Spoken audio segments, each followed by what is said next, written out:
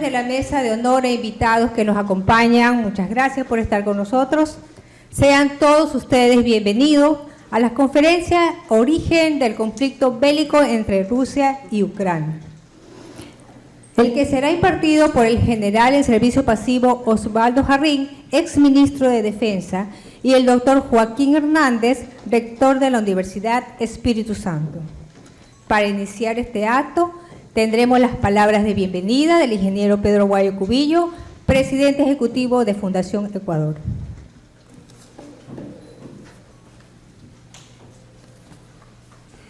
Muy buenos días, señor doctor Joaquín Hernández Alvarado, rector de la Universidad Espíritu Santo, general de división Osvaldo Jarrín Román, exministro de Defensa Nacional, distinguidas autoridades, docentes y discentes de la Universidad Espíritu Santo, autoridades civiles, académicas y militares, representantes de los medios de comunicación colectiva, invitados especiales, damas y caballeros. Siempre ha sido motivo de especial satisfacción para la Fundación Ecuador el informar a nuestra comunidad sobre los acontecimientos que pueden alterar el orden ciudadano, para lo cual debe analizarlos y someterlos a discusión calificada con el objeto de hacer conocer las consecuencias que de ellos se pueden derivar para la nación. Por este motivo, creímos conveniente organizar un ciclo de conferencias sobre el conflicto bélico entre Rusia y Ucrania, que se originó el 24 de febrero pasado con la operación militar especial que ha trascendido las fronteras de los países beligerantes y movilizado a la opinión pública, los acuerdos diplomáticos y militares, los alineamientos estratégicos en el concierto de las naciones, según sus intereses particulares y colectivos.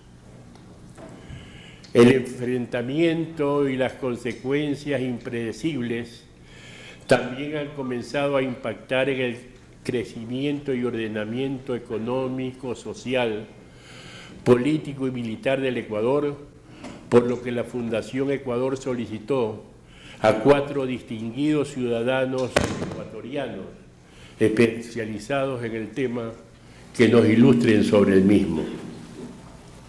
El día de hoy, el general de división Osvaldo Jarrín Román, exministro de Defensa Nacional y doctor en Ciencias Militares, Estratégicas y Geopolíticas, y también el doctor Joaquín Hernández Alvarado, distinguido rector de esta universidad y erudito en Ciencias Internacionales, que disertarán sobre los antecedentes y consecuencias militares e internacionales de la guerra en este digno y apropiado foro cedido por la Universidad Espíritu Santo. El próximo jueves 17 de marzo a las 11 de la mañana, en el auditorio de la Universidad Casa Grande, el doctor Francisco Huerta Montalvo y el economista Carlos Julio Emanuel tratarán sobre las implicaciones y repercusiones políticas, sociales y económicas de este conflicto. Agradecemos, pues, al señor general Osvaldo Jarrín por su presencia y a la Universidad de Espíritu Santo por su generosidad, que además de las magníficas instalaciones, permitió que su rector nos acompañe en este tema. Muchas gracias.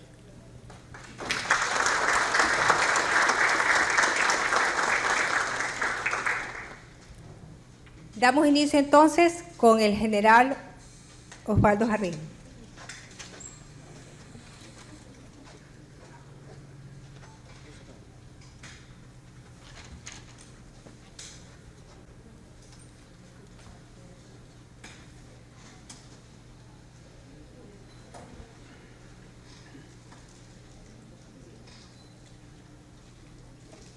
Muy buenos días.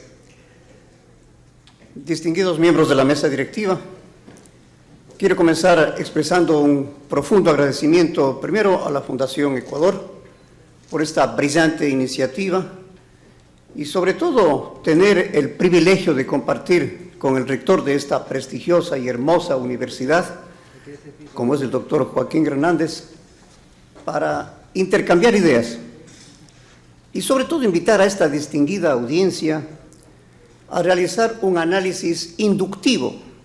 Y digo así porque vamos a partir de los hechos que conciernen y que consternan al mundo, relacionados con la guerra que se está viviendo en este momento entre Rusia y Ucrania. Y no solamente como una guerra, sino como una situación de crisis en medio de este gran conflicto que nos consterna. Pero cuando estamos analizando este tema, simplemente tenemos que analizar a nivel global cómo es que se produce, cuáles son los antecedentes. Y no es otra cosa que una transición que está viviendo el mundo de entre la bipolaridad de la época de la Guerra Fría hacia una multipolaridad. Y en esta transición se produce una inestabilidad de carácter geopolítico. Brzezinski, uno de los asesores del presidente Carter de los Estados Unidos, conocido geopolítico, cuando vivía, ya previó esta circunstancia.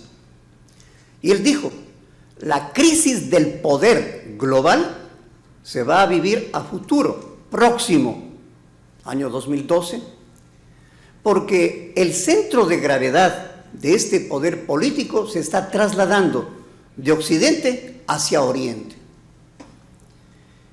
Este planteamiento recrudece y toma cuerpo cuando vemos que hay regímenes autoritarios en el mundo y particularmente en el ambiente que estamos tratando el día de hoy, que generan, a más de la inestabilidad, generan agresiones, anexiones territoriales ilegales. Porque obviamente, cuando se toma la decisión de irse a una guerra, no se pasa por el poder político que corresponde a los países. Son gobiernos autoritarios. No solo que no se respeta el poder político, sino que además su personalidad absorbente de autoridad ejerce un liderazgo que no mide consecuencias, que no calcula y que se va en contra de las leyes, tanto propias del Estado como del derecho internacional. Esto parecería un planteamiento exagerado, pero no lo es, porque Putin ya lo vio en idéntica forma. Frustrado por la implosión que tuvo la Unión Soviética, él ha dicho que la peor catástrofe geopolítica que se ha vivido en la Federación Rusa es la desaparición de la Unión Soviética.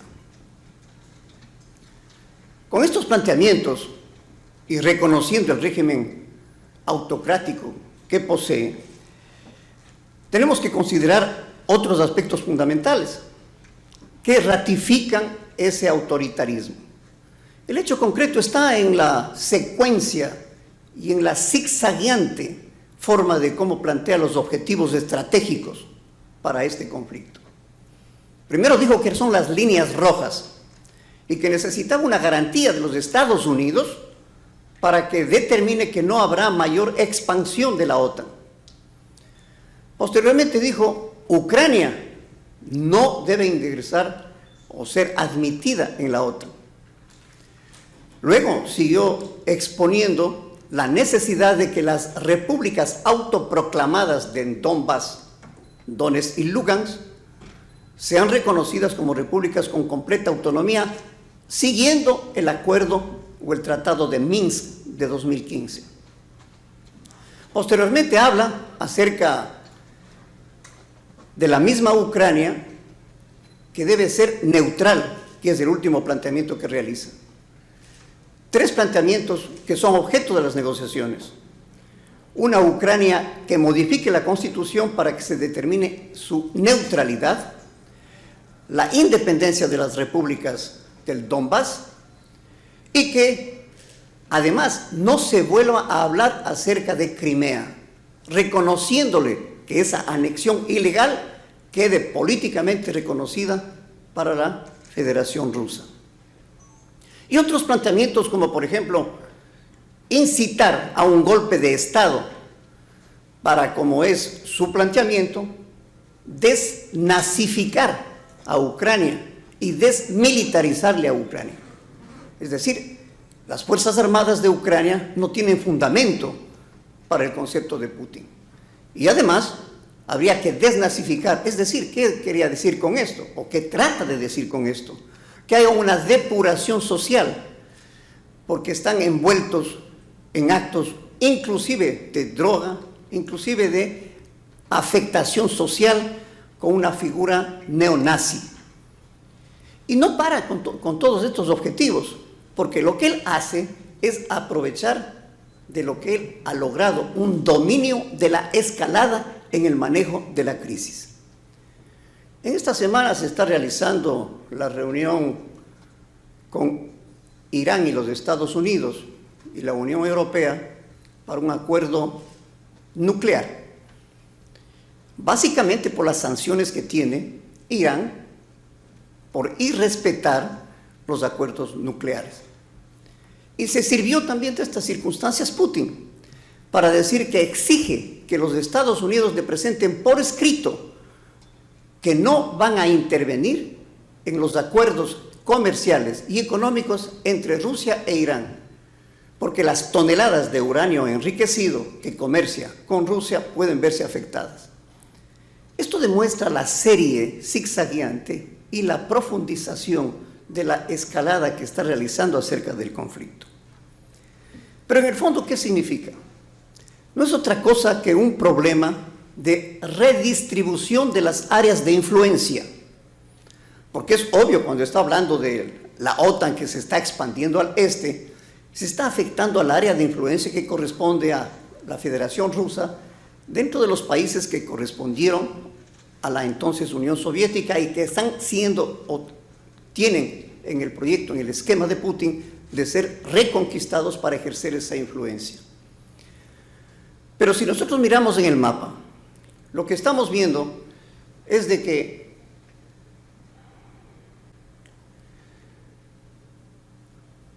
los límites postsoviéticos, podríamos decir, van desde el Mar del Norte hasta el Mar Negro y el Mar Caspio, atravesando todos los límites de los diferentes países que están perteneciéndose actualmente a la Federación Rusa, incluyendo los diferentes problemas que se ha tenido para las anexiones. ¿Y por qué digo anexiones? Aquí estamos viendo una estrategia nueva que para el geopolítico de la Escuela de Oxford, Alexander Diener, dice hay una territorialización. ¿Qué significa ese concepto? Que en forma progresiva y paulatina se va ocupando determinados sectores geográficos para darle todas las condiciones que se necesitan para ganar cierta legitimidad y en base de la cual a futuro pedir la soberanía de esa región. Es lo que se hizo en primer lugar con Georgia, cuando se tuvo el conflicto interno y las dos provincias de Abjasia y Osetia del Sur se declararon separatistas y quisieron ser repúblicas independientes. Inmediatamente ocupó esos territorios, avanzó y con fuerzas denominadas fuerzas de paz, presididas por la Federación Rusa, se mantienen hasta el momento con tropas, es decir, hubo un efecto de territorialización. El otro caso es de Crimea, tan conocido para el año de 2014, con la revolución conocida, Revolución Naranja, que hizo en idéntica forma una anexión ilegal y utilizando los mismos procedimientos de la guerra híbrida que está utilizando en todo Crimea. ¿Qué significa una guerra híbrida? Es decir, operaciones convencionales y no convencionales, además de ciberseguridad que las aplica, utilizando milicias e inclusive las mismas tropas de Rusia pertenecieron a las fuerzas disidentes y a las fuerzas que participaban para lograr esta anexión con relación a lo que significa de la Federación Rusa.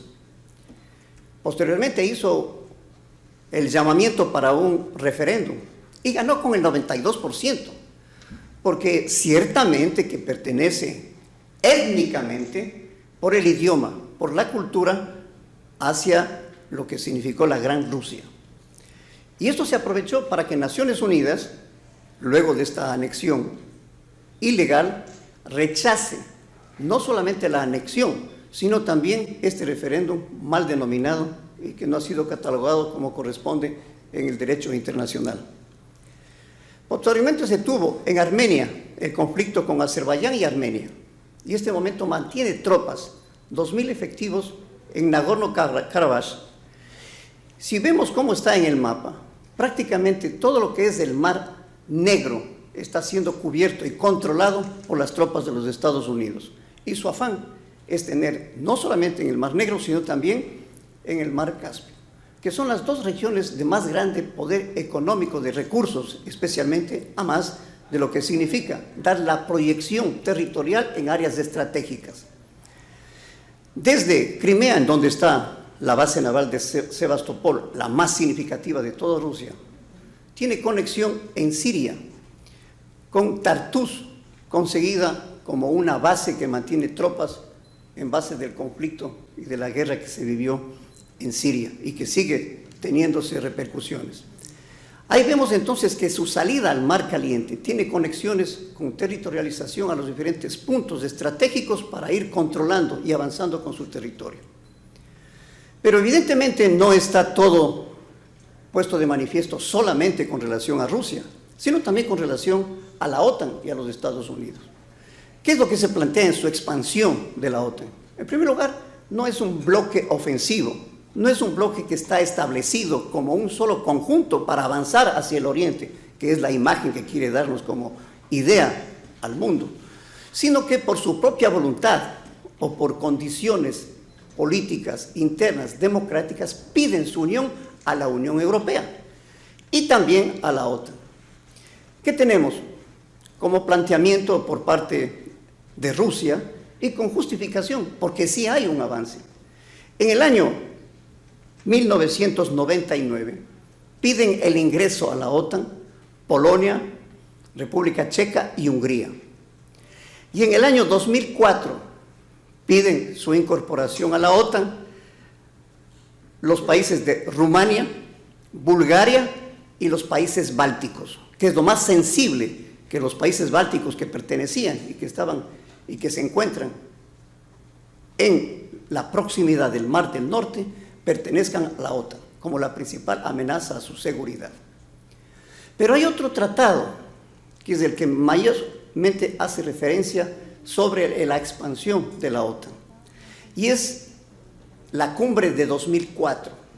En ese año se planteó en el mes de abril del 2004 de que sea Ucrania y Georgia incorporadas a la OTAN.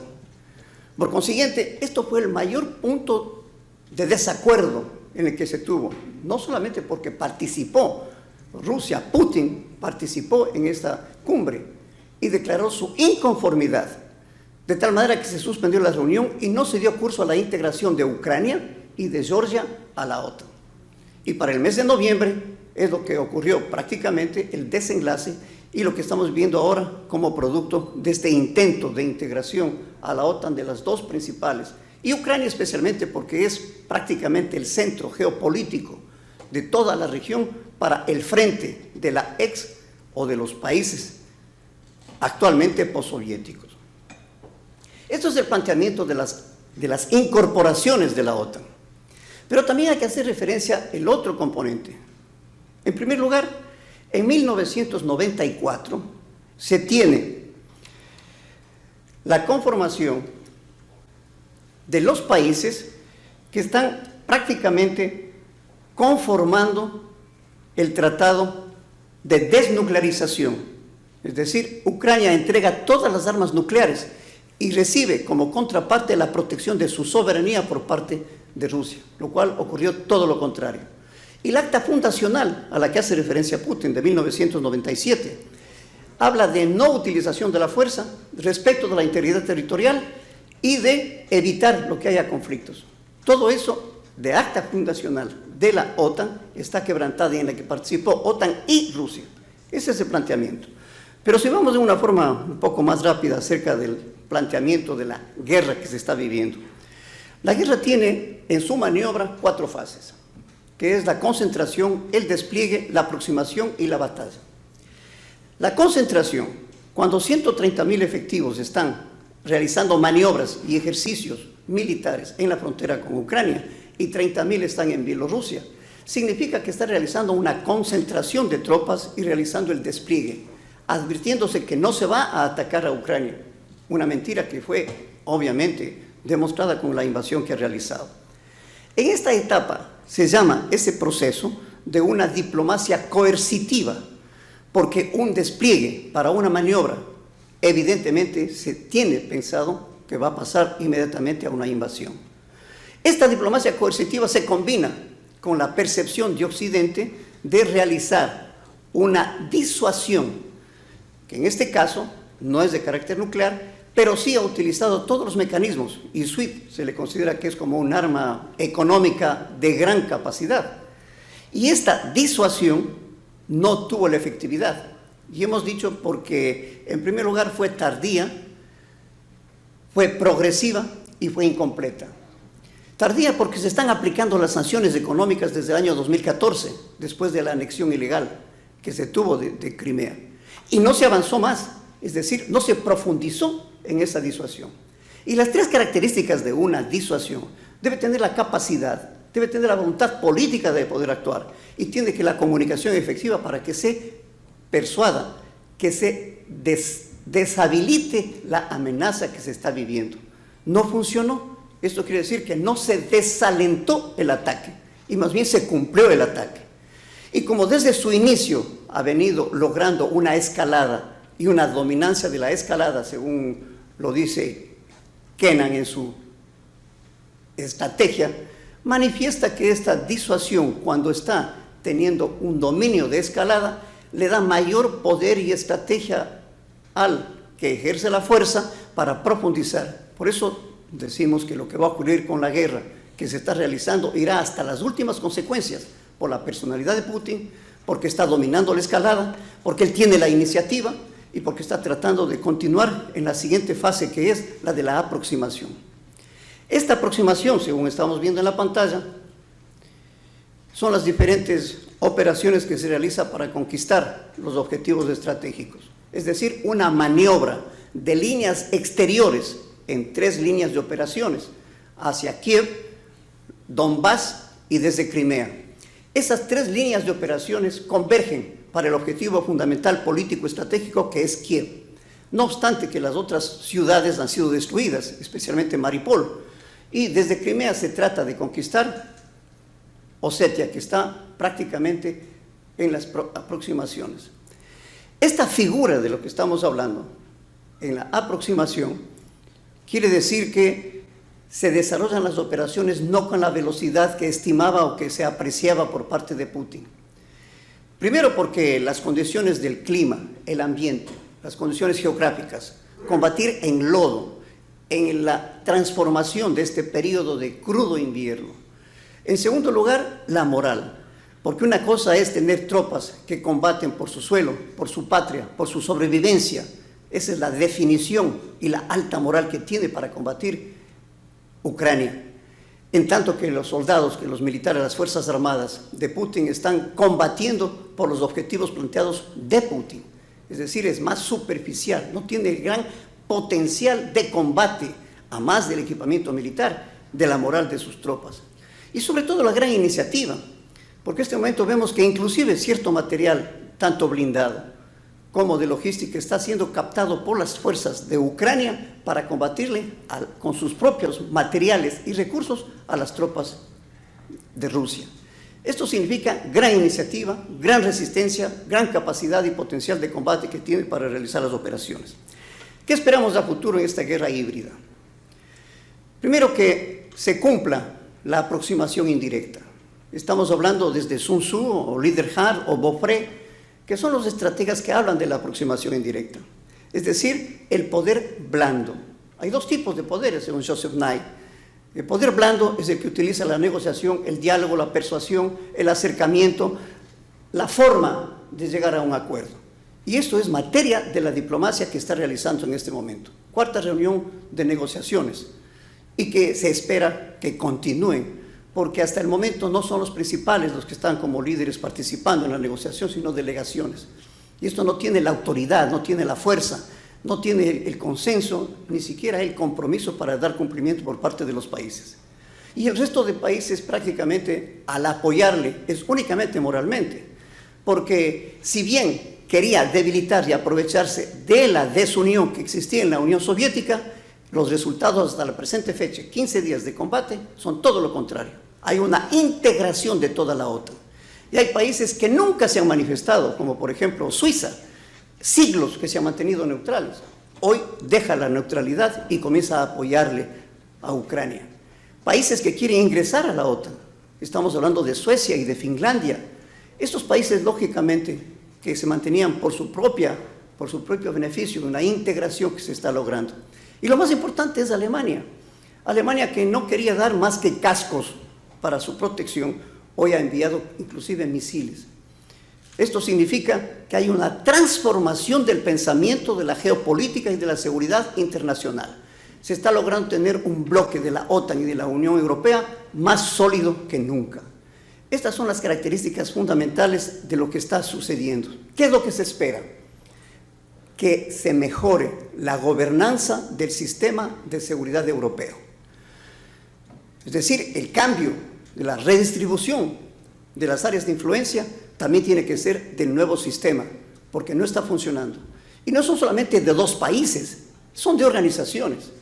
Los que mejor se benefician de este conflicto es la China, porque antes del conflicto, en los Juegos Olímpicos, ya hizo un convenio, una adhesión, una alianza con Rusia, porque ambos, tanto Rusia como China, pertenecen a la Organización de Coordinación de Shanghái, con 5 países de Asia Central, que es para facilitarle el avance de la ruta de la seda, que es el megaproyecto mundial geoeconómico.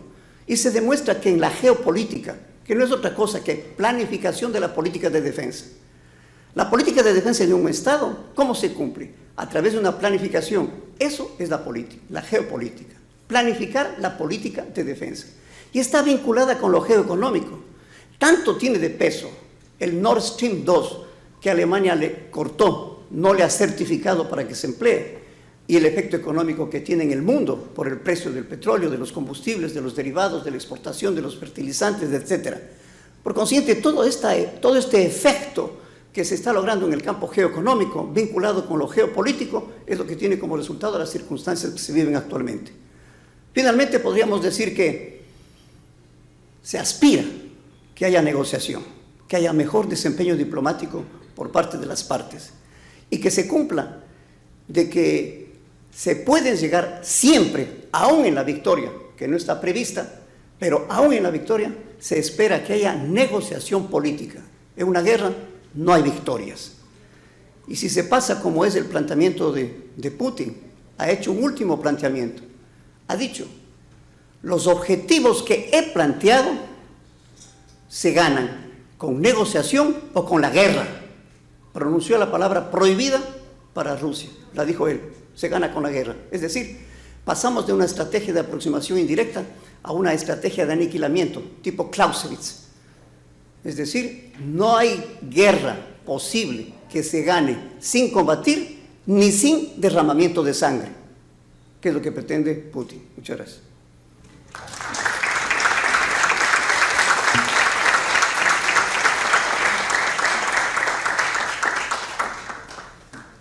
Muchas gracias, general. Tendremos ahora entonces la intervención del doctor Joaquín Hernández. Muy buenos días con todos a la mesa directiva, a la Fundación Ecuador, a quien, como les decía antes de iniciar el evento, quiero felicitar muy especial y calurosamente por tener esta iniciativa que nos saca de nuestras burbujas de comodidad, de que todo es doméstico y que no vivimos realmente en el mundo, ¿no? Creo que lo que está sucediendo tiene un impacto y va a tener un impacto de larga duración que tenemos que aquilatarlo y que no es fácil en este momento, en medio del diluvio de las noticias, entenderlo. Y para mí un honor, pues, con el general Jarrín, con quien tengo un enorme afecto y admiración desde hace mucho tiempo, por supuesto ser parte con él de la exposición de este día que esperamos contribuya a estos objetivos. Y yo voy a empezar contándoles una anécdota de esta mañana.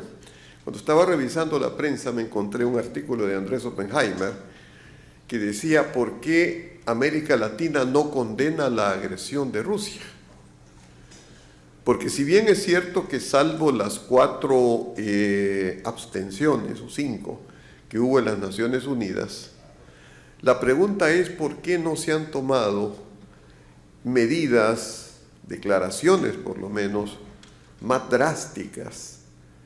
Tanto es así que Putin o Putin, como me han enseñado que se dice en ruso,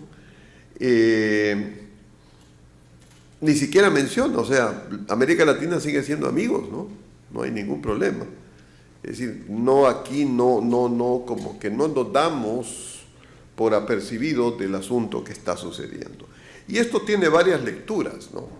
Obviamente pues somos tan marginales que aquí no va a llegar la guerra y entonces ¿para qué perder el tiempo si tenemos cosas más directas de qué preocuparnos, ¿no? Del día a día, ¿no?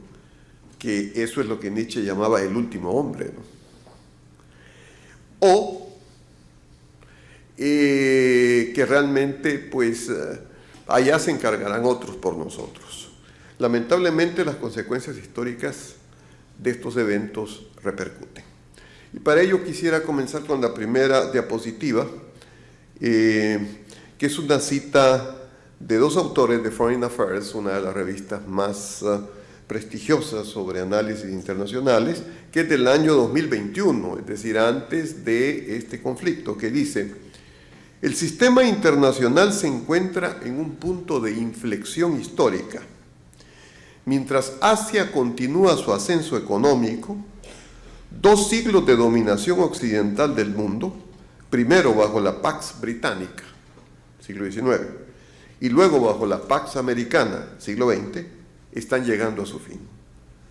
Occidente está perdiendo no solo su dominio material, sino también su dominio ideológico. En todo el mundo, y fíjense ustedes donde ellos concretan esta pérdida de dominio ideológico. Las democracias están siendo presas del antiliberalismo y la disensión populista. Mientras que una China en ascenso, asistida por una Rusia belicosa, busca desafiar a la autoridad de Occidente y a los enfoques republicanos de la gobernanza nacional e internacional. Entonces, en ese sentido, yo coincido con el general Jarrín de que esto es un evento de partición, es un evento histórico, no es una guerra más, ni siquiera una como la de Irak o como la de Afganistán, que al fin y al cabo, aunque tenían repercusiones internacionales, pero estaban en el ámbito local, regional del centro de Asia. Aquí no. Esto tiene toda una repercusión porque en último término es el enfrentamiento de Occidente con Rusia, o si quieren, de las democracias liberales con los gobiernos autoritarios. Pasamos a la siguiente. Y voy a hacer para esto una especie de viaje histórico un poco rápido de autores clásicos para que ustedes vayan viendo, ya que me enfoque más de la filosofía política, ¿no? Y tienen un libro que es muy clave de un autor muy conocido, muy malentendido además, Francis Fukuyama, que publicó justo en la misma revista Foreign Affairs en el año 1989 un artículo que se llamó El fin de la historia y el último hombre, Y en ese título, que está muy bien escogido, vean ustedes cómo están reunidos dos grandes pensadores del siglo XIX, Hegel y Nietzsche, pero bueno, no es una clase de filosofía. Veamos qué decía Fukuyama en el año 1992. Y sin embargo, a pesar de las poderosas razones para el pesimismo que nos daba nuestra experiencia en la primera mitad del siglo XX, los acontecimientos de la segunda mitad señalan una dirección muy distinta e inesperada. Pero aparte de si surgió finalmente una democracia, y vean lo que viene a continuación, año 1992, los autoritarios de toda la Haya han sufrido una severa crisis en prácticamente todo el globo. Claro, era la época del ascenso de las democracias liberales y todos los que aquí ya teníamos uso de razón lo vivimos de una manera o de otra. Recuerden ustedes el entusiasmo que había de la globalización. Ahora ya no nos toca estar en esta atmósfera de guerra, ahora lo que se trata es de trabajar. ¿Para qué perder tiempo en tanta política? Más bien negocios internacionales, porque el mundo ya se ha pacificado. Incluso en Europa la corriente de lo que se llamó la posmodernidad. Si ya no hay guerra, dediquémonos a disfrutar sensualmente de este mundo. Eso es de los años 90. O si quieren ponerle una versión más criolla, la vida loca que bailaba Menem, ¿no? Es decir, la década de los 90 fue una década de entusiasmo. Por el ascenso de las democracias liberales, incluso en el libro de Fukuyama, están registrados los números de cuántas van en ascenso. Y entonces, dice, y esta debilidad tan extensa como inesperada, sugiere que las lecciones de pesimismo acerca de la historia, que se suponía que nuestro siglo nos enseñó, deben volver a pensarse desde el principio. En otras palabras, dejémonos de ser pesimistas, la historia va para adelante. Confiemos, aquí el problema es cuán capaces somos de imaginar, de triunfar y de llevar adelante las cosas. Bien, eso es el año 1992, recogiendo la experiencia de los años anteriores. Vamos a la siguiente, que es un autor que ha citado el general Garrin, Brzezinski. Brzezinski, en su libro clásico El Gran Tablero Mundial, la supremacía estadounidense y sus imperativos geoestratégicos, del año 1997, la edición en inglés, dice lo siguiente, ya nos vamos acercando al problema.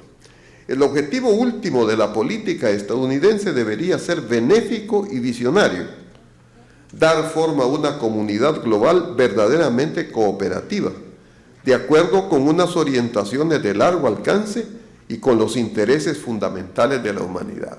Vean ustedes que allí en el fondo lo que se está diciendo es que los intereses universales de la humanidad son los intereses de las democracias liberales y del capitalismo. Ese es el mensaje implícito. Esa pareja que se logró unir en los años 80-90. Bien. Mientras tanto, empero, es esencial que no se produzca el surgimiento de ningún aspirante al poder euroasiático, ningún aspirante, capaz de dominar Eurasia y por lo tanto también de desafiar a los Estados Unidos. Eso ya creo que es clarísimo. La formulación de una estrategia global e integrada para Eurasia es así el objetivo de este libro. Fecha de publicación, 1997. Eurasia. Pero hay otro libro que también fue famoso y que también fue muy mal entendido, pero que tiene una enorme pertinencia en este momento, que es el famoso libro de Samuel Huntington, El choque de las civilizaciones y la reconstrucción del orden mundial, que casualmente es del año 1997. Y aquí viene un tema que el general Garrin ha tocado y que es muy importante. La lógica de las civilizaciones, y la letra cursiva del autor, impone una consecuencia parecida en lo relativo a la ampliación de la OTAN. Porque, y conversábamos antes del inicio de este evento, justamente en esta atmósfera de felicidad, de progreso, de que ya lo único que hay que hacer son relaciones comerciales y la diplomacia básicamente es comercio. Entonces, ¿para qué está la OTAN? ¿Para qué están las fuerzas militares?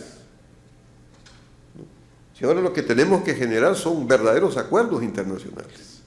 Todo eso desde hace 14 o 15 días se ha derrumbado. Todo eso se ha derrumbado. Es decir, volvemos a la época de Hobbes, ¿no? El hombre es el lobo del hombre. Los Estados Unidos y los países de Europa Occidental crearon la OTAN para prevenir y, si era necesario, repeler una ulterior agresión soviética. O sea, está dirigido. En el mundo de la posguerra fría, la OTAN es la organización de seguridad de la civilización occidental. Terminada la Guerra Fría, la OTAN tiene un solo propósito fundamental y apremiante: asegurarse de que las cosas sigan así, vean ustedes, impidiendo que se vuelva a imponer el control político y militar ruso en Europa Central. Otra vez Europa Central, la zona sísmica política por excelencia. Esto es del año 1997, es decir, estamos a más de 20 y pico de años. Veamos lo siguiente, un autor que también citó el general, que es Joseph Nye. La paradoja del poder norteamericano. Si las suposiciones son ciertas, Estados Unidos seguirá siendo el número uno, pero aún así, en la era de la información global, el número uno no va a ser lo que era. Para triunfar en el mundo descrito, Estados Unidos no solo debe conservar su poder duro, sino saber cómo entender su poder blando y cómo combinar ambos para desarrollar sus intereses nacionales y globales. ¿Y qué es el poder blando? Ya se ha dicho aquí. Pero el poder blando tiene que ver con algo que es muy importante y que Platón llamaba el timos y que nosotros llamamos, en una traducción muy actual, la autoestima. Si una cultura no tiene autoestima, ¿cómo sale adelante? Y si una cultura tiene megalotimos, o cimos, como sería en griego, esa cultura va a aplastar a otros. Y si esa cultura tiene una baja de cimos y dice, yo la verdad que a mí lo único que me interesa son mis asuntos personales, a mí todas esas cosas aquí. Bueno, las consecuencias, lamentablemente, todo lo que vimos en CNN, en los noticieros, los mismos estudiantes ecuatorianos que desesperadamente quieren traerse hasta un animal que quieren, porque es que en el fondo lo que dicen es que a mí no me pueden romper mi vida, las cosas que me gustan. Lamentablemente, y por Clausewitz lo sabemos, la guerra acaba con eso. La guerra es implacable. La guerra termina. Es la suspensión de toda ética. Y Henry Kissinger, en su clásico libro Orden Mundial en el año 2014, advertía: la meta de nuestra era debe ser lograr el equilibrio sujetando a los mastines de la guerra, y tenemos que hacerlo en medio de la impetuosa corriente de la historia.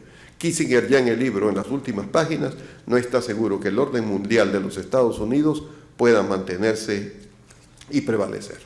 Y hagamos un paréntesis de tanta cita y escuchemos algo humano, directo, que creo que a todos nos ha conmovido. Pongamos el siguiente video, por favor. No, el anterior, en el S, exactamente, con volumen.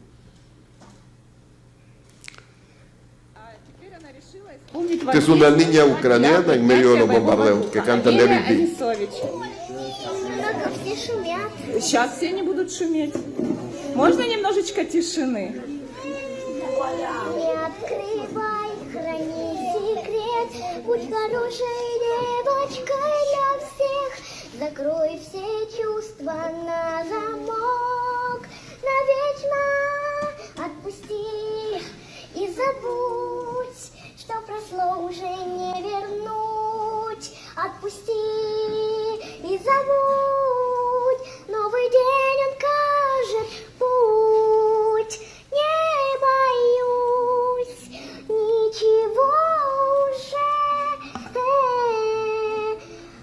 ни шум, ничто. Холод всегда мне был по душе, а я иду все выше на ледяную власть. И страха не вернувшись, меня уж не догнать. Пора узнать, что я могу, на помощь призову к себе. Во льдах навечно отпусти и забудь, что прошло уже не вернуть. Отпусти и забудь, новый день он кажет путь. Браво, браво, умница! Умница! Esto es en medio de los refugios de los bombardeos de la semana pasada, donde la gente se reunía en las estaciones de metro para poder sobrevivir. Pero también tiene un mensaje, ¿no? Que cante Let It Be no es casual, porque eso implica el alma de Ucrania, que es un alma dividida, pero que en buena parte es un alma occidental. Lo que pasa es que a Ucrania le ha tocado la dolorosa, penosa crucifixión de ser el centro donde el sismo del conflicto Occidente y Rusia se está dando. Vamos a la siguiente. Tenemos unos 4 minutos o 3, no importa, porque en la siguiente llegamos a las conclusiones. Voy a citar en cambio aquí a un gran escritor ruso, premio Nobel de Literatura en 1970, Alejandro Solzhenitsyn, que escribe sobre la relación Rusia-Ucrania. Ustedes saben que una de las razones por las cuales Putin dice que Ucrania tiene que ser parte de la gran madre Rusia es porque son lo mismo, que formaron parte del gran Rus, y que entonces Bielorrusia, Rusia y Ucrania son la misma nación, la misma cultura. Y la perversidad occidental es la única que ha hecho que Ucrania salga de ese ámbito. Sin embargo, Solzhenitsyn, que es identificado con la defensa de las causas rusas, dice: creo en la unión rusiana, todos provenimos de la preciosa ciudad de Kiev, de donde nos llegó el cristianismo. Sí, es doloroso y vergonzoso recordar los decretos sobre la prohibición de la lengua ucraniana. De paso, recuerdo que en la época de Stalin hubo el martirio de 4 millones de ucranios a manos rusas. Así que no, la memoria histórica no es que tampoco así nomás, como tan fácilmente Putin y algunos voceros latinoamericanos lo dicen, ¿no? Vean lo que dice él mismo: si el pueblo ucraniano desease realmente independizarse, nadie debería retenerlo por la fuerza. Hermanos, hay que evitar tan cruel división porque se trata de una ofuscación de los años del comunismo. Hemos sufrido juntos, sumidos en el mismo foso, y juntos saldremos de él. Pero veamos 2 citas contemporáneas ya en medio de los acontecimientos que se están sucediendo. La siguiente. Esta es de un autor cuya madre es de Ucrania, Yasha Munk, que escribió en la revista Letras Libres de México unas reflexiones sobre lo que estaba sucediendo. Y aquí sí quisiera centrarme, no importa que termine con esto, porque de aquí vienen ya las conclusiones. La invasión de Ucrania pone fin a esa perspectiva optimista del futuro que dominó el mundo occidental entre el cuarto de siglo transcurrido entre 1990 y 2015.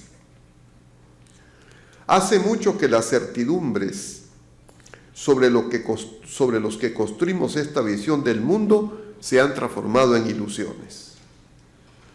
Los misiles que cayeron alrededor de Kharkov, Kiev y Leópolis en la madrugada del 23 de febrero de 2022 confirmaron que la metamorfosis ha concluido.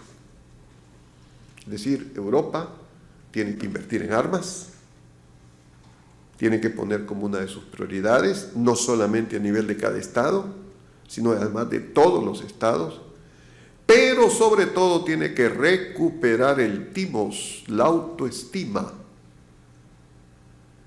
Y el problema es que si en las democracias europeas y latinoamericanas la tentación es el autoritarismo, como el último libro de Anne Applebaum, que no por casualidad se llama El ocaso de Occidente y la seducción del totalitarismo,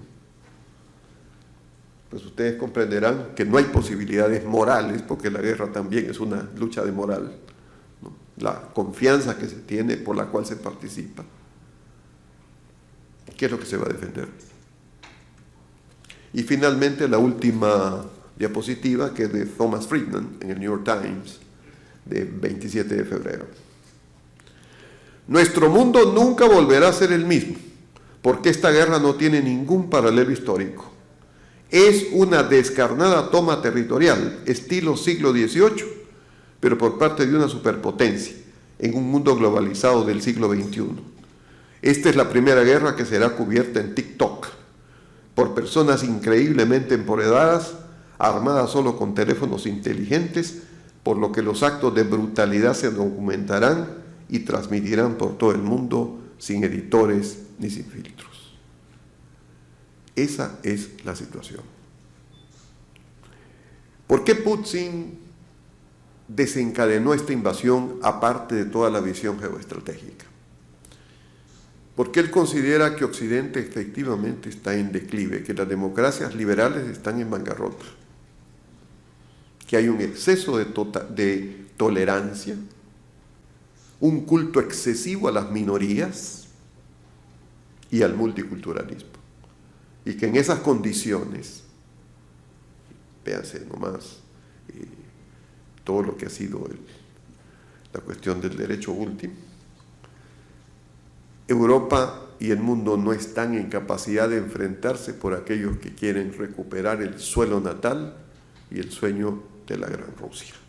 Entonces, estos son los antecedentes, pero también las evaluaciones históricas que dicen que esto no es una guerra más, sino que es un cambio de perspectiva histórica muy grande que incluso va a redistribuir el papel de las Naciones Unidas, de la OTAN y de todos.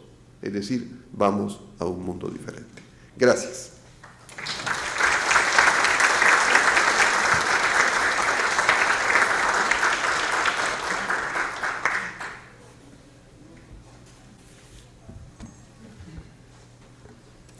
Muchas gracias, doctor. En este momento pasaremos a recoger para las personas que tienen alguna pregunta o comentario para nuestros expositores. Alzan la mano si tienen alguna pregunta en la ficha que se entregó al ingreso del auditorio. Bien, vamos a iniciar la parte de las preguntas que están dirigidas al general Osvaldo Jarrín primero. Si el conflicto se origina en una persona, ¿será insaciable o proseguirá el conflicto mundial? Es una muy buena pregunta, porque estábamos comentando precisamente de ese tema. Coincidimos plenamente con los gobiernos autoritarios, gobiernos de la persona. Y el ejemplo es bien concreto. En las manifestaciones de Kazajistán, el presidente Tokayev dijo: he ordenado disparar a matar sin previo aviso. Lo más claro de lo que existe en un personalismo con autoridad absoluta. Putin: he ordenado realizar una operación especial. Los dos casos son el mejor ejemplo de lo que puede ocurrir al cambiar la filosofía de lo que se quiere con la diplomacia, con la negociación, con la solución de conflictos, a transformar en una guerra total, que no lo ha hecho todavía, porque tiene la resistencia, porque ha calculado mal y porque está detenido el combate que él en su inicio pensaba hacer una Blitzkrieg como en Alemania, y no le resultó debido a la resistencia que ofrece Ucrania. Entonces, el personalismo, si no respeta el poder político, si no respeta las leyes, el cálculo y ética política, se dice, medir las consecuencias de las decisiones que se toman. Todo eso no existe en el personalismo. Aquí hay preguntas parecidas. ¿Cuál sería el próximo conflicto y cómo nos afectaría a nuestro país en esta guerra? El conflicto, según varios autores, es connatural a la sociedad humana. Es decir, no se va a terminar nunca el conflicto. Y además, hacer política significa manejar conflictos. Un buen político maneja conflictos. Entonces el conflicto en sí no es malo, es positivo. Porque hay demandas sociales insatisfechas, porque los sistemas políticos que existen en los países están para eso, para manejar los conflictos, de dar solución. Y no tenemos todos los recursos y todas las facilidades de dar solución a todas las demandas. Porque así tuviéramos los recursos, la aspiración humana es insaciable por los medios de comunicación, por la tecnología que vivimos al momento. Entonces, la pobreza, la miseria que se tiene con los medios de comunicación generan aspiraciones, inclusive extralimitadas. Ahí está lo clave del gobernante de poder establecer lo justo que corresponde en función de los recursos y del bienestar de la población. Entonces siempre van a haber conflictos. Y las guerras que se van a producir serán una continuidad del mal manejo de los conflictos. Entonces no se quiere decir que el conflicto se va a solucionar mientras es conflicto, o que para solucionar hay que llegar a la guerra, de ninguna naturaleza.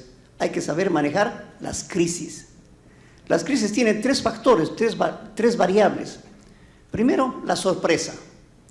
En segundo lugar, la amenaza, el peligro, cómo se puede agravar. Y en tercer lugar, ver las oportunidades. Crisis en chino se dice weiji, bueno, lo único que sé, ¿no? Y weiji quiere decir oportunidad. Entonces, las crisis es la mejor forma de manejarlas para que se aproveche la oportunidad de dar solución a los problemas, evitando, desescalando, para que no se llegue al ambiente de la guerra.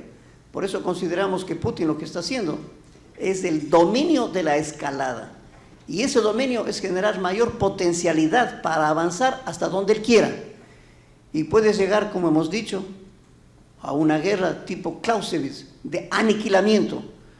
Y en la época actual lo que se trata es de, en una guerra inclusive, la voluntad del adversario. Eso es lo que se está tratando de lograr. Y la mejor forma es un adecuado manejo de las situaciones de crisis. La última, general. Asumiendo las lecciones que la supremacía es determinante en el desarrollo de una guerra, ¿cómo Ecuador puede cumplir con esta sin tener medios supersónicos en su fuerza aérea, en su fuerza armada?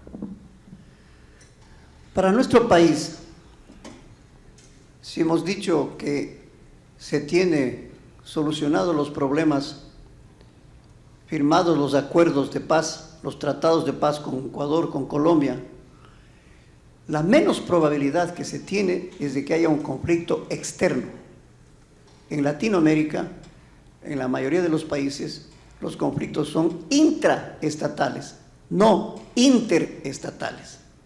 No es entre los estados. Es decir, las posibilidades de una guerra, de un conflicto armado, se reducen. Pero hay otras manifestaciones. Por eso con la OEA somos signatarios de la Declaración de Seguridad de las Américas de junio de 2003. Las nuevas amenazas. Como ministro de Defensa me dediqué a atender esas nuevas amenazas. Narcotráfico, pesca ilegal, el bienestar de la población con paz, con seguridad ciudadana, con fronteras seguras. Les invito a leer el artículo que escribí, publicado en National Defense University. Se llama La Estrategia de Seguridad Común Regional. Fronteras, puertos, mar, eso es el privilegio que nosotros debemos tener para lograr una estabilidad y una paz en el país frente a las nuevas amenazas. Y no es tarea de Fuerzas Armadas, es tarea de las instituciones. Es responsabilidad del país y hay que considerar que la defensa no tiene un fin en sí mismo. La defensa se orienta a que las condiciones de desarrollo y de bienestar del país mejoren. Previamente hay que eliminar, reducir las amenazas que atentan con el bienestar de la población. Muy bien, gracias, general. Ahora para Joaquín. ¿Cuáles son las razones económicas detrás de la decisión de Putin de invadir? No hay algunas razones económicas, pero yo creo que básicamente aquí las razones son ideológicas, ¿no? No nos olvidemos que él era agente de la KGB en Dresde cuando se enteró de la reunificación de Alemania, y la gente furiosa iba a quemar el sitio, el edificio donde estaban los de la KGB, y la única forma que lo pararon fue haciendo una mentira, diciendo, bueno, no una mentira, diciendo, mejor váyanse porque estos están armados y va a haber una matanza. Para él, y por eso la frase, él ha reiterado que la mayor desgracia del siglo XX ha sido la destrucción de la Unión Soviética, cuando nosotros en esa misma década celebrábamos eso. Ya ven, dice, este es el triunfo de la empresa privada, de la iniciativa y de todo, y se hundió la Unión Soviética. Para este señor es lo peor del siglo XX. Digo eso para que seamos conscientes del cambio de clima que está habiendo, ¿no? Entonces, hay un motivo, hay otro motivo que es ese motivo que él alude de que Rusia es una sola, históricamente basado en la famosa, el Rus, que era una dinastía que existió ahí. Pero Putin olvida algo que es muy importante, y es que Ucrania es un país de fronteras, es un país de tránsito. Más aún, toda Rusia es un país, es una región que vivió continuas invasiones y combates. Por lo tanto, su visión del mundo es distinta a la de Occidente. Occidente, en el año 1648, después de la guerra de religión, la paz de Westfalia, que es la que marca toda la historia política internacional, decide buscar el equilibrio entre poderes para evitar la destrucción de la guerra. Y hasta el último libro de Henry Kissinger, lo que se busca es el equilibrio. Para Rusia nunca hubo equilibrio. Como decía Catalina la Grande, para Rusia lo que es necesario es ampliar fronteras y avanzar más allá, porque es la única manera de detener a los que históricamente afectaron. Lituania, Polonia, justamente por el lado de Ucrania, en la parte del norte, los tártaros, con los cuales vivieron combates, de alguna manera con los bizantinos, y luego esa visión mesiánica que en nuestra cultura laica nos resulta bastante difícil. Creer que Rusia es en realidad la Nueva Jerusalén y que Moscú es la tercera Roma, porque la primera Roma fue la Roma que todos conocemos, la segunda fue Bizancio. Y qué curioso, cuando en 1453 Bizancio se hunde, en 1480 lo que es la Rusia de esa época se fortalece en una ciudad pantanosa que se llamaba Moscú, que era posterior en crecimiento a lo que era Kiev. Entonces, esa visión mesiánica, esa visión religiosa, esa no la tenemos en Occidente. ¿Cuáles son los valores de Occidente? El individuo. No nos dicen todas las personas, es que eso es lo que yo pienso. Eso lo decimos aquí. Díganle eso allá. Hay una visión mesiánica. Entonces esa visión mesiánica dice, nuestro deber es extender. Esto es una guerra religiosa. Incluso se habla de guerra justa, con todas las implicaciones jurídicas que eso tiene. Bien, según su criterio, ¿qué podríamos hacer nosotros como país sobre este tema tan importante? ¿Y qué papel juega América Latina en todo esto? Bueno, yo me refería al comienzo de mi intervención a ese artículo de Oppenheimer sobre el silencio de América Latina frente a la condena de lo que es una agresión. Por supuesto, Putin no es agresión, ¿no? Y niega, y además va a la cárcel el que diga que es una agresión. Pero el silencio nuestro y ciertos guiños de ciertos gobiernos como Brasil, México, lo que hacen es a él confirmarle que en general América Latina no considera que esto es una agresión. Ese es el problema. Cuando lo que nosotros vemos es realmente que lo ha habido, salvo que me digan que hay una mega conspiración a nivel de medios y que todo lo que dice CNN es mentira, y que realmente ahí no está pasando nada, sino que le están dando flores a los soldados soviéticos, a los soldados rusos. Pero ya esas cosas creo que ya son bastante difíciles de creer. Entonces, además, los que ya tenemos cierta edad sabíamos todas las mentiras del Kremlin de la época de la Unión Soviética, cuando invadieron Hungría en el 56, Checoslovaquia en el 68, por decir unas cuantas cifras históricas. Entonces no vamos a creer estas cuestiones, pero el hecho es ese, ¿no? Que hay esta visión. Entonces, América Latina está situada en una parte fuera del conflicto mundial, pero no tan fuera, porque las consecuencias económicas y políticas ya están repercutiendo. Problema por el momento hay ese alivio de las materias primas, del petróleo, pero ¿y qué pasa con el banano? ¿Qué pasa con las frutas? ¿Qué pasa con todo el mundo internacional? Viajes, negociaciones. No se olviden que este era un mundo globalizado. Lo que dijimos en los 90, tomémoslo en serio. Este es un mundo global. Bueno, eso se está destruyendo, o por lo menos se está parcializando, en busca de lo que algunos creen los nuevos bloques de poder, que van a ser China, que está tomándose su tiempo, no se va a quemar por Rusia, va a mirar. Rusia, que está en esta posición, y ahí la gran tarea de Estados Unidos de volver a incorporar a la Unión Europea, que ha respondido de una manera impresionante el reto. En nuestro caso, tenemos una presencia en Naciones Unidas. La OEA no ha condenado la agresión. Entonces la pregunta es, ¿qué pasa con este silencio? No es que nosotros vamos a mandar divisiones y soldados como en la guerra de Corea, Colombia mandó, no, pero sí la presencia moral de América Latina. ¿O es que para nosotros no es una agresión? La última pregunta para Joaquín o para Osvaldo. ¿Qué creen ustedes que debería hacer la OTAN?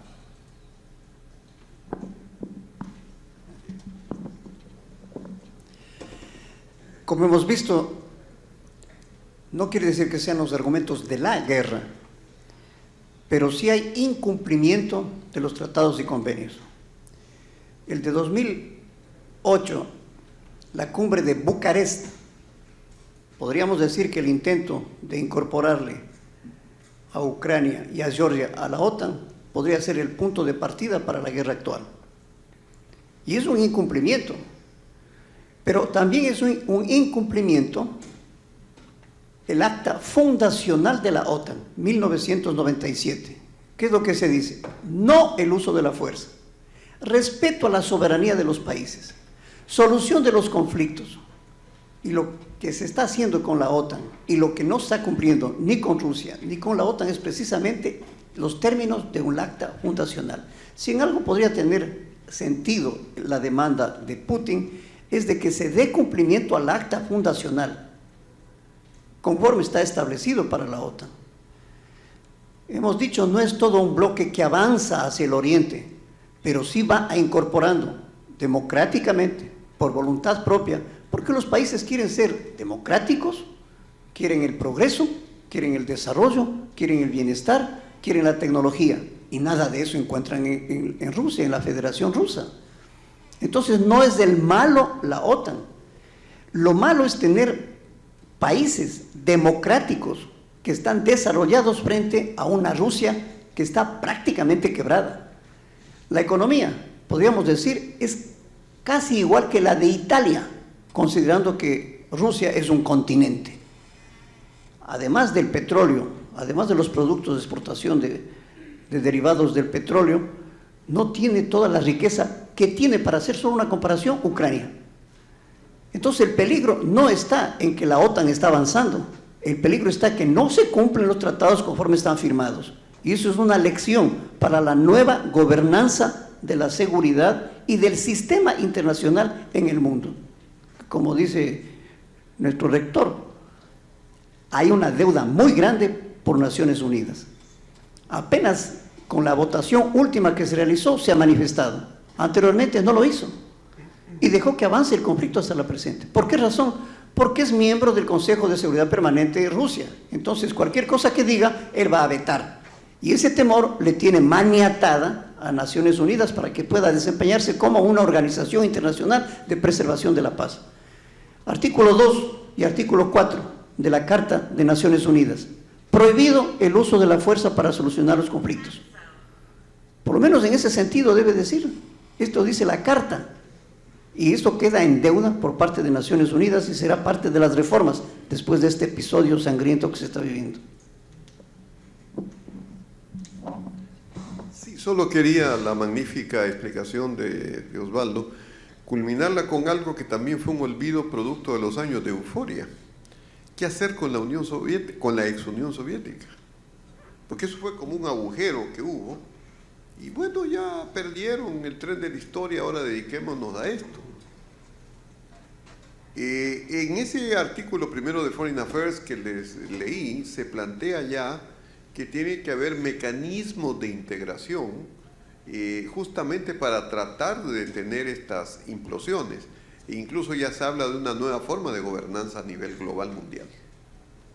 Y efectivamente las Naciones Unidas no funcionan ya en este sistema.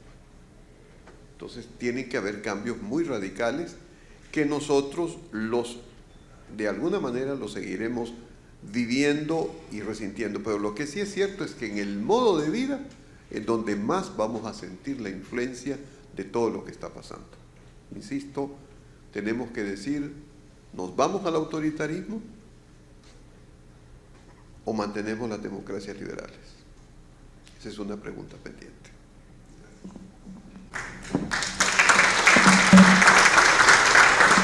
Muy bien, muchas gracias.